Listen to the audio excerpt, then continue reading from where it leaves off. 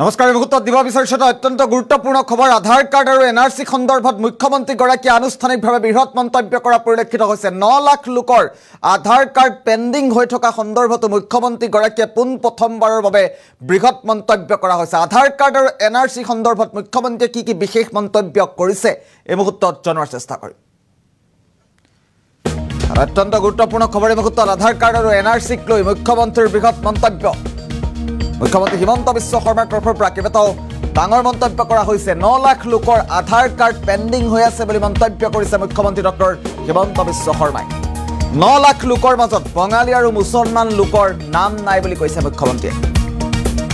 NRC চলি থকাৰ সময়ত আধাৰ আবেদন কৰাৰ বাবে বন্ধ হৈ গৈছে মন্তব্য মুখ্যমন্ত্ৰী সেই সময়তে আধাৰ আৰু এনআৰসি কেন্দ্ৰ একেই আছিল আৰু বিভিন্ন প্ৰয়োজনীয়তাৰ বাবে এনআৰসিৰ কেন্দ্ৰত আবেদন কৰাই হল বিপদ 9 লাখ আধাৰ কাৰ্ড পেন্ডিং হৈ থকা সন্দৰ্ভত মুখ্যমন্ত্ৰী গৰাকীয়ে ডাঙৰ মন্তব্য কৰিছে আধাৰ কাৰ্ড ব্লকৰ বিষয়টো আলোচনা কৰি থকা হৈছে বুলি মন্তব্য কৰিছে মুখ্যমন্ত্ৰীয়ে এনআৰসিত নাম থকা সকলক আধাৰ দিবলৈ ভাৰত চৰকাৰক আহ্বান জনাম ভাৰত চৰকাৰক ৰাজ্য চৰকাৰে অসম চৰকাৰে আহ্বান জনাব বুলি কৈছে আধাৰ কাৰ্ড নথকা 9 লাখত সৰ্বাধিক লোক অসমীয়া বুলিহে দাবী মুখ্যমন্ত্ৰীৰ আধাৰ কাৰ্ড আৰু এনআৰসিক লৈ মুখ্যমন্ত্ৰীৰ বৃহৎ মন্তব্য পুনৰবাৰ উল্লেখ কৰিব বিচাৰিছো মুখ্যমন্ত্ৰী গৰাকীয়ে কেইবাটাও বৃহৎ মন্তব্য কৰিছে 9 লাখ লোকৰ আধাৰ কাৰ্ড পেন্ডিং হৈ থকা সন্দৰ্ভত মুখ্যমন্ত্ৰীয়ে কৈছে 9 লাখ লোকৰ ভিতৰত অধিকাংশই অসমীয়া মানুহ আছে বুলি কৈছে বঙালী আৰু মুছলমান লোকৰ নাম নাই বুলি কৈছে 9 লাখ লোক পেন্ডিং হৈ আছে আধাৰ কাৰ্ডৰ সন্দৰ্ভত যেতিয়া এনআৰসি আহিছিল আৰু সেইভাবে বন্ধ হৈ আছিল আৰু এই 9 লাখ লোকত মুছলমান আৰু বঙালী সম্প্ৰদায়ৰ মানুহৰ নাম নাই বুলি মন্তব্য কৰিছে মুখ্যমন্ত্ৰী ডক্টৰ হিমন্ত বিশ্ব শৰ্মাই মুখ্যমন্ত্ৰী গৰাকীয়ে প্ৰথমবাৰৰ বাবে আধাৰ কাৰ্ড আৰু এনআৰসিক লৈ বৃহৎ মন্তব্য কৰা পৰিলক্ষিত হৈছে মুখ্যমন্ত্ৰীৰ মন্তব্য আহি পৰিছে এই মুহূৰ্তত পুনে মুখ্যমন্ত্ৰীৰ মন্তব্য শুনোৱাৰ চেষ্টা কৰিম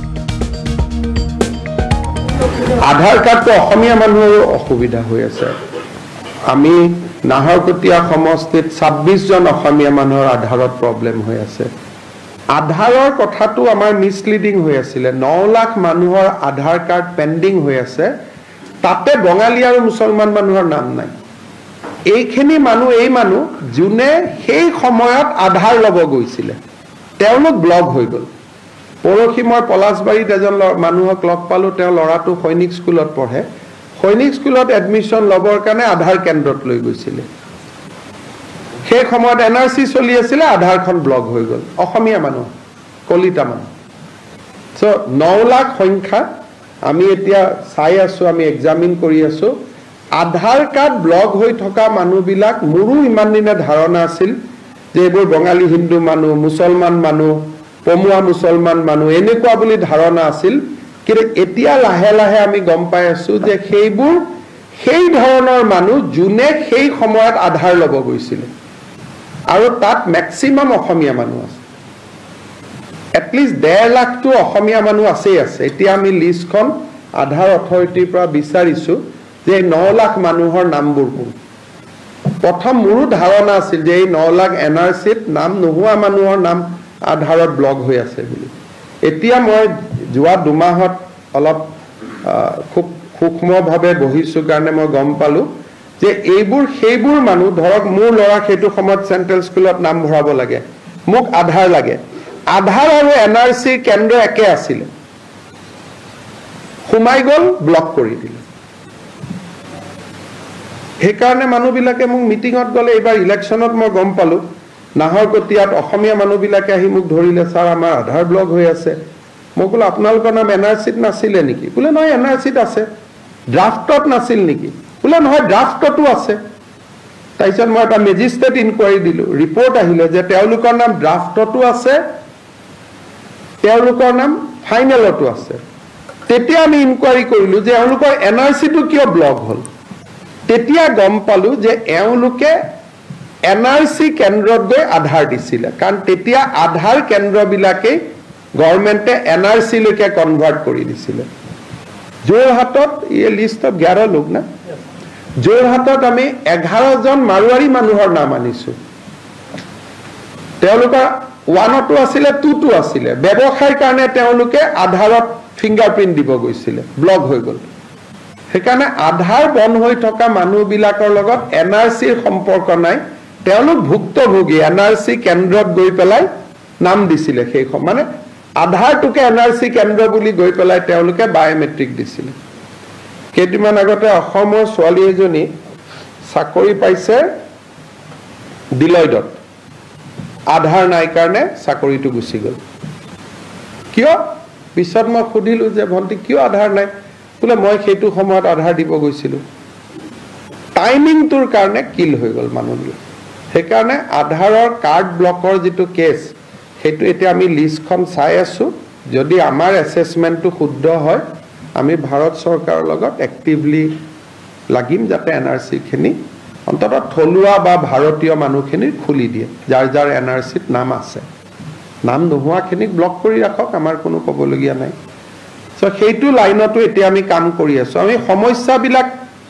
কমাব গৈ আছো যাতে অসমখন মোৰ এটা মনত ইচ্ছা আছে 2026 লৈকে যিমান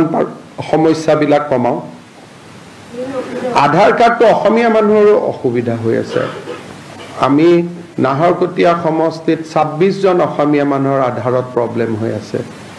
আধাৰৰ কথাটো আমাৰ মিছলিডিং হৈ আছিল 9 লাখ মানুহৰ আধাৰ কাৰ্ড পেন্ডিং হৈ আছে তাতে বঙালী আৰু মুছলমান মানুহৰ নাম নাই এইখিনি মানুহ এই মানুহ জুনে সেই সময়ত আধাৰ লব গৈছিল তেওঁলোক ব্লক হৈ গ'ল পৰখি মই পলাশবাৰীত এজন মানুহক লগ পালো তেওঁ লৰাটো সৈনিক স্কুলত পঢ়ে সৈনিক স্কুলত এডমিশন লবৰ কাৰণে আধাৰ কেন্দ্ৰত লৈ গৈছিল সেই সময়ত NRC চলি আছিল আধাৰখন ব্লক হৈ গ'ল অসমীয়া মানুহ কলিতা মানুহ